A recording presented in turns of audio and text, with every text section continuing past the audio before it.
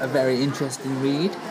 I'd have seen that book on the Bristol Drug Project wall shelf for fucking months now, and every book everyone took, including me. I took a couple of books because volunteers bring them. This old lady.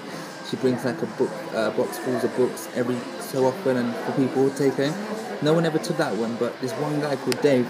He's a drummer, and he sort of goes under the underground, like under Bear Pit, which is like subways, and he takes boxes and he plays the drums with him, and he fucking is one of the greatest drummers in the world. Like, that guy practiced like for hours a day. He took me under his wing, like London Dave, like he took me under his wing, you know, when he first moved to Redwood House when I was in the hostel, when I first started all the female stuff on Facebook. Remember that? The first video I ever did? And he took a liking to me, and he took me under his wing, and he would give me tobacco, and when you get money, you share it with me, you know what I mean? You get high off crack and all that.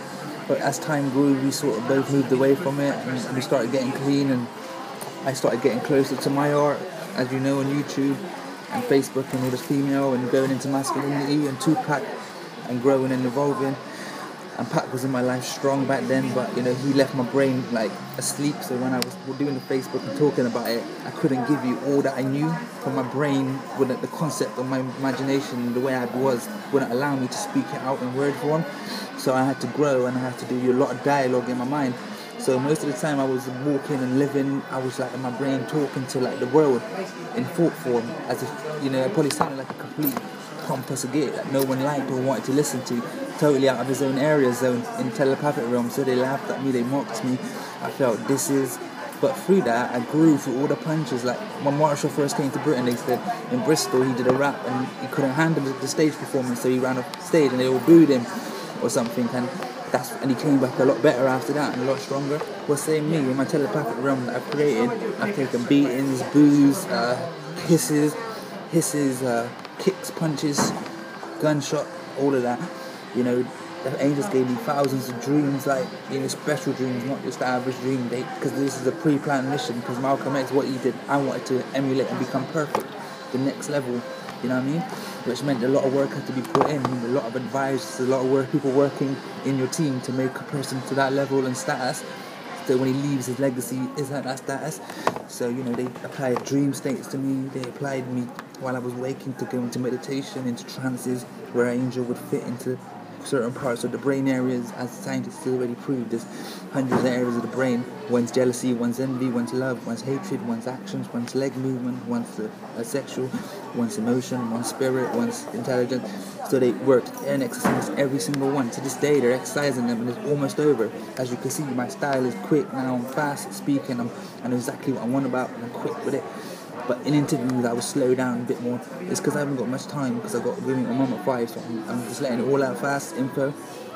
Put my stuff to beats, you know, when I die, and do it like Pat. You know, all the stuff that you did to his videos, do it to mine.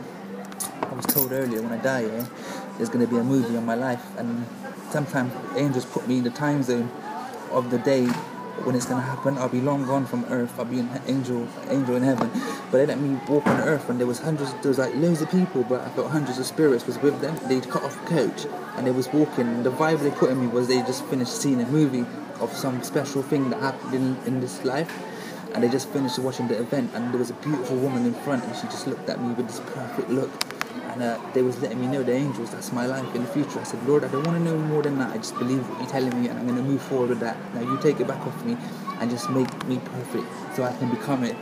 So I just did a Mockingbird. Like, the reason why I did it, I telepathically communicated with Marshall Mathers, and he sort of sent a vibe to me. I didn't like it, so that's why I did the Mockingbird track, you know, Mockingbird 2.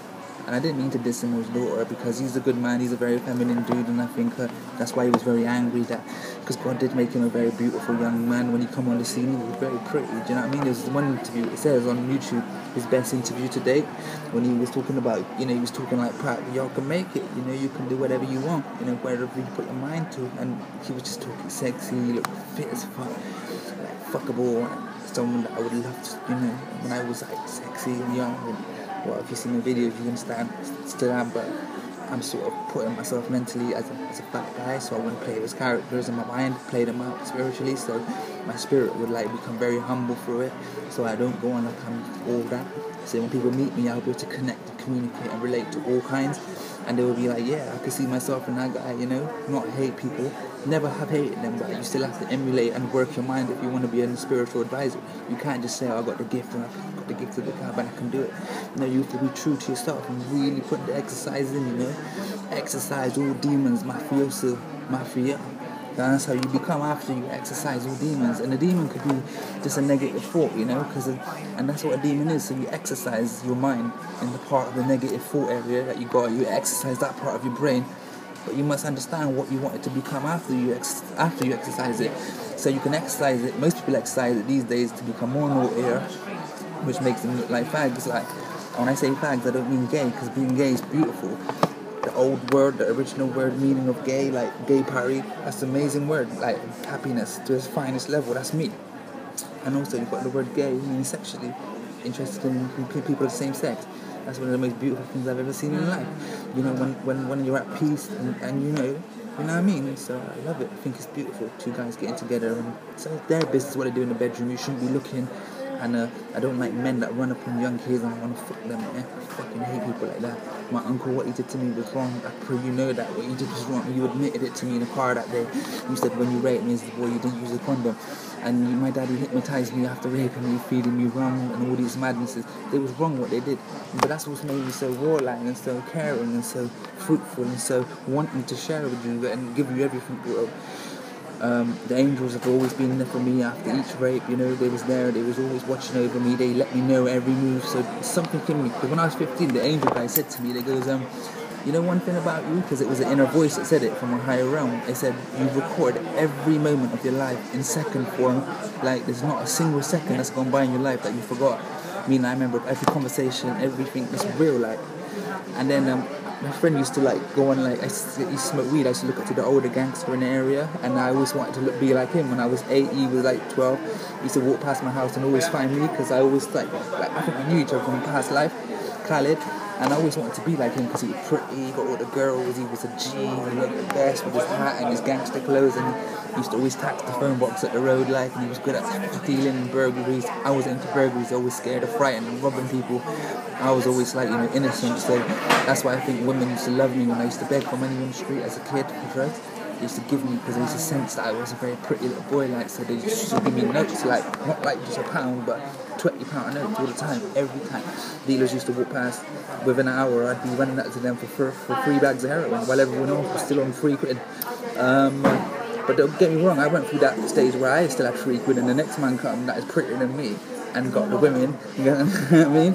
So I had to go through my harsh lessons in life, because there were boys always prettier than me mentally, but physically we always matched. So the boys that were prettier than me always used to want me, because I wasn't matching the level mentally, and the angels had me, so they was giving me with a pretty that's inside. They couldn't test me, so we sort of like shrugged shoulders, but it was all love and inside. Now that the angels are telling me, it wasn't that, it was something else.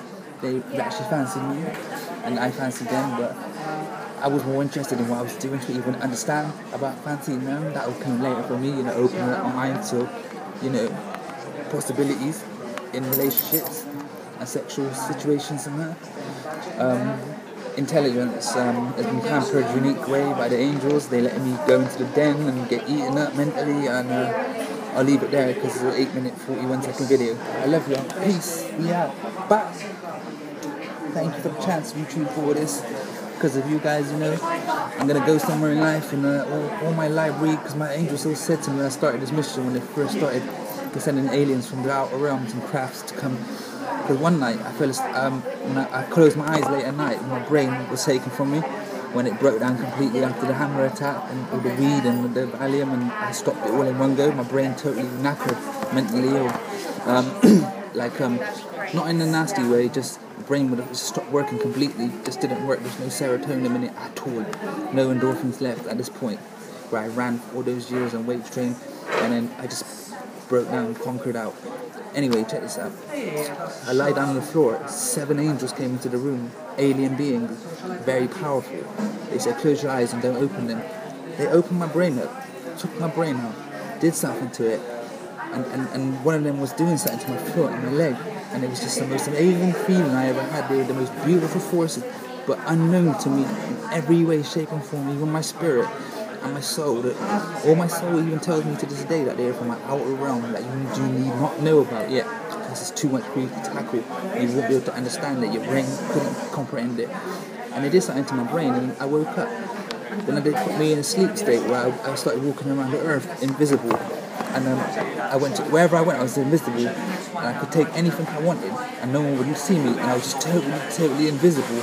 And then all of a sudden, I went to this mansion, and I stood outside by the tree, and I'm not sure if it was mine or not. Anyway, then I woke up with all the problems in my mind gone, completely free. I never felt so free in my whole life. But then I woke up to myself, and I think that was my journey in life, to allow myself to be abused mentally by demons, mentally by my own thoughts, by spiritual entities, by possession, by yin and yang, by negative thinking, by all the fucking naughtiness of man can endure. And I just jumped into that abyss of sickness. So that was the way the angel showed me.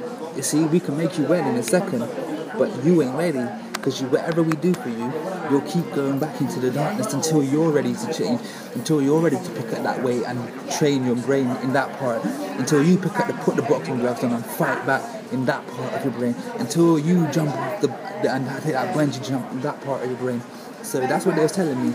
Little did I know then, there was all these different parts of the brain that needed to be worked, including the spirit and the heart and soul. Thankfully, the physical exercise and the writing and the training and the learning about Pac and all the angels, all been finished by then. So it's all about me becoming the person that I became for you guys shortly before I died, which is now in this time zone. So I'm quite content now for leaving you that one. That was a very important piece of work I needed to be left behind for my fans. It's now 16:11 p.m. Wednesday, the 12th of September 2012. I'm supposedly meant to be dying in 2 months and 7 days. So I want to try and leave 11 albums with 28 tracks per album. But I did pray to God the other day to give me another 3 years so I can make movies, and then my art wants to be shown off in different levels, in different planes, different formats, because I've got a lot of it. There's a lot of art in me yet, so I don't think it's right that God would take my life from me at this present moment. But perhaps because I've left so much footage with talking, with my rap videos and my YouTube, with my femininity, with all of that maybe, that is a movie in its own way. But as a kid, I always dreamt that I would have a movie written about me, about my life after I died, because it's something important I did on earth. And when I was 8, the angels always used to say, after I tried to commit suicide, they used to say, one day you're going to make it through the pain, but you've got to go through a whole lot of pain and shame and insanity before you get there. And I used to close my eyes and say, when I open, I'm going to be in my future. I'd see myself walking around like I do now. But I was a bit more ahead of where I am now, complete perfect peace of mind. And I'd always see a black car. And as I grew, I've always wanted a BMW 500 Benz. And I saw Pac have one. And so he had the perfect lap to what I wanted. And Bruce Lee also. And the angel that used to come in the room, in the corner of the room, my ascended consciousness was just like that light there, feel it? And he used to shine on me. After I used to cry buckets of tears all day when I went home from school. And so, yeah, my family put me through a lot of misery and agony and pain and torture and torment, like Baby P and the other boy, the Bulger kid. I went through all of that, so I've looked in the mirror in my eyes, I've seen my eyes change shape like an alien from Men in Black the One. The eyes go, and I seen Jesus' eyes stare through me. Did I tell you about when Jesus used to come into the room for 6 months every night for 5-6 hours, training my brain, showing me how to dance in the spirit? It's too underestimated. If he's been alive since he was like 1 trillion years old, and when he was 13, he was like, say, picture the most coolest 13-year-old that ever lived from Earth in this day and age. He was like that back then. So imagine what he's like now. If he's the coolest cat back then, like we are now, but more ahead of us than we are now to when he was then. And he's now trillions of years old. He must be the coolest trillion-year-old, because when he come into my room, he looks sexy, the most finest man on earth. There's only one man I would ever go with, him, and Pac follows him to a T, so even Pac is as sexy as him now. And he's so humble around Christ, and Christ is strong. Christ showed me his body is so muscular, and he doesn't even weight train, it's just through his natural, raw instinct spirit. And he said, I can help him. He said, if he wanted to, he can come inside me and beat Amir Khan in the ring like that. And since then, like 2-3 years ago, I couldn't have done it then. But with my own confidence, I could do it now. So I leave it there. Peace with God's love. So we don't start fights. We just like tell the truth.